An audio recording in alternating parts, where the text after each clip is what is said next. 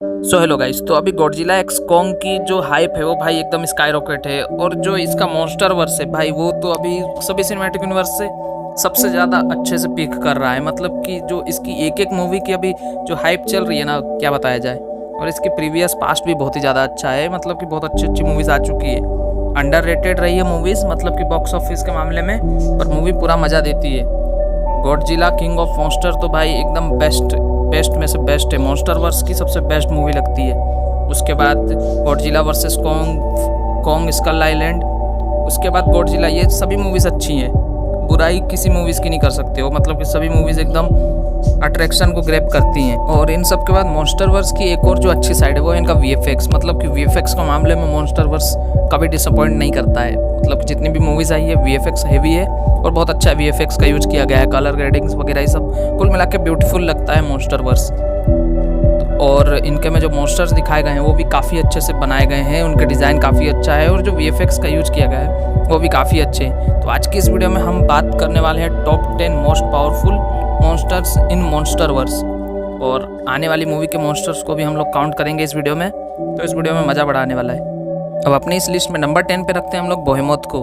अब बेहेमोथ को हमने गॉडजिला किंग ऑफ मॉन्स्टर में देखे थे, जहाँ ये बो डाउन करता है किंग ऑफ मॉन्स्टर गॉडजिला के सामने। अब इसका ये मतलब नहीं है कि कम पावरफुल है, पर ये प्रोटेक्टर, ये शांत किस्म का है और ये साइज़ में बहुत ही ज़्यादा ऊंचा लंबा बड़ा था। उसके बाद ये बिल्डिंगों को अपने दांतों से, मतलब इसके दांत बहुत ही ज़्यादा नुकीले थे और शार्प थे और लंबे थे, तो उनसे गिरा देता था। कुल मिला के पावरफुल तो है ये, पर ये शांत किस्म का है। प्रोटेक्टर ऑफ जंगल बोलते हैं इसको। अब नंबर 9 पे है गॉडजिला, पहली वाली गॉडजिला मूवी में दिखने वाले म्यूटोस। अब ये अनडिफाइंड एक्स्ट्राटेरेस्ट्रियल ऑर्गेनिज्म है जिनका ओरिजिन का अभी उतना ज़्यादा पता नहीं है, पर ये बहुत ही ज़्यादा पावरफुल है और ये बहुत ही ज़्यादा जल्दी ग्रो कर लेते हैं।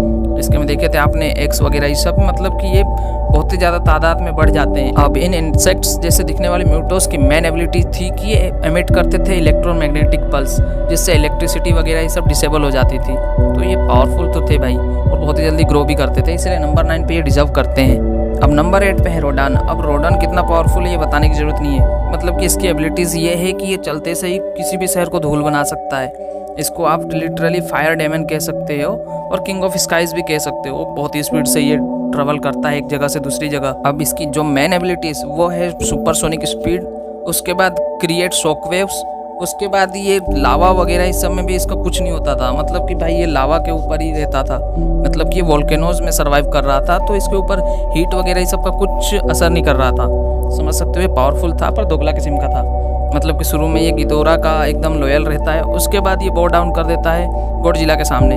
कुल मिला के ये शक्तिशाली लोगों का साथ देता है। अब नंबर 7 पे है मेका गॉडजिला। अब अपेक्स वालों की तरफ से बनाया गया ये गॉडजिला का रोबोटिक फॉर्म, मतलब कि क्लोन, इतना ज़्यादा पावरफुल था कि क्या बताया जाए। मतलब कि गॉडजिला और कॉन्ग दोनों से लड़ रहा था, उसके बाद इसको कंट्रोल कर रहा था गिदोरा का दिमाग, इसलिए बहुत ही ज़्यादा अग्रेसिव वे में लड़ रहा था। पर पावरफुल तो था ही, मतलब कि भाई दो एकदम किंग ऑफ मॉन्स्टर्स से लड़ रहा था।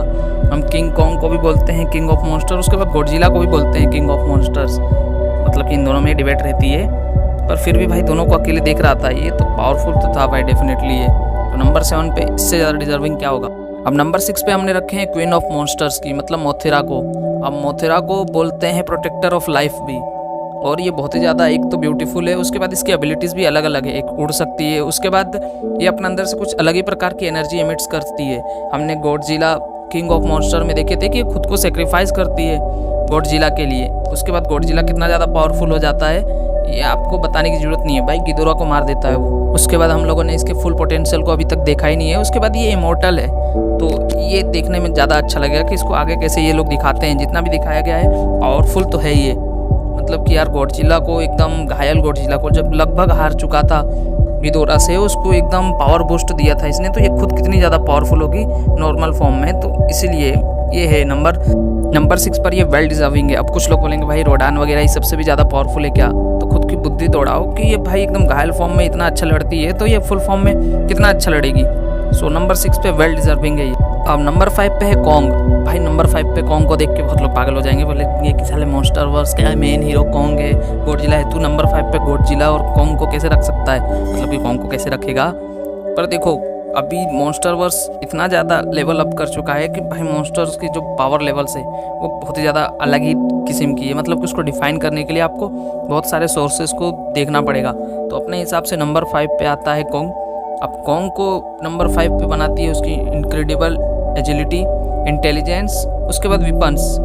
मतलब कि यार ये आइट साइड के एनवायरनमेंट को अच्छे से यूज करता है फाइट में। उसके बाद दिमागिया है ये, और इसने समय समय पर अलग अलग वेपन्स बनाए हैं। मतलब कि अब की बार जो गॉडजिला वर्सेस कॉन्ग मूवी आई थी उसमें इसने एक्स का यूज किया था, मतलब कि पूरा थोर मोड बन गया था ये। उसके बाद पहली वाली जो कॉन्ग मूवी आई थी उसके में तो ये पेड़ पौधे वगैरह इस सब का भी अच्छा यूज कर रहा था फाइट में। ओवरऑल नंबर 5 पे ये बेस्ट डिजर्विंग है अभी मॉन्स्टरवर्स के लिए। अब नंबर 4 पे आता है स्कार किंग, जो हमको गॉडजिला एक्स कॉन्ग में दिखने वाला है। अब स्कार किंग पूरा अपना कॉन्ग जितना ही है, मतलब कि इसकी भी एजिलिटी अच्छी खासी है, वेपन्स अच्छे खासे हैं, और उसके बाद दिमागिया तो ये भी है। पर इसको जो मेन जो पावर अप करता है, मतलब कि इस रैंकिंग में बूस्ट करता है, वो है उसका वेपन, जो एक टाइप का विप्लैश टाइप का है, जो बहुत ही ज़्यादा उसको हेल्प करता है फाइटिंग में। मतलब कि हमने ट्रेलर में देखे थे कि कितना अच्छे से उसको यूज करता है। इसलिए नंबर 4 पे स्कार किंग वेल डिजर्विंग है, और इसको आगे हम मूवी में देखने के लिए बहुत ही ज़्यादा एक्साइटेड है।